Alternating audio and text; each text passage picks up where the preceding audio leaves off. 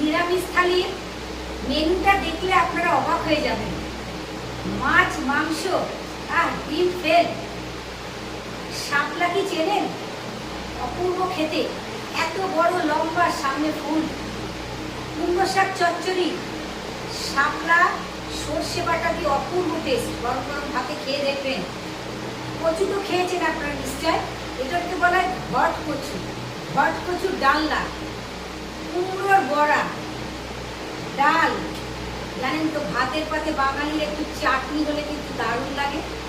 ও ফাটাফাটি রান্না। আপনারা ভাবছেন যে নিরামিষ থালি কি দেখবো, এখানে তো মাছ মাংস নেই, দরকার নেই মাছ মাংস।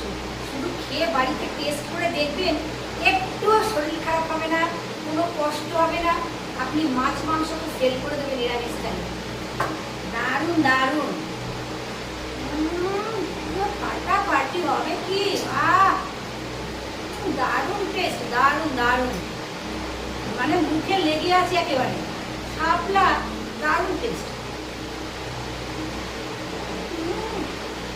দেখতে আজকে থালিটা দেখে কে কোন সবজিটা পছন্দ করেন বেশি কমেন্টে লিখে জানান, তবেই তো বুঝতে পারবো আপনাদের নিরামিষ থালি আপনারা কতটা পছন্দ করেন। দারুণ।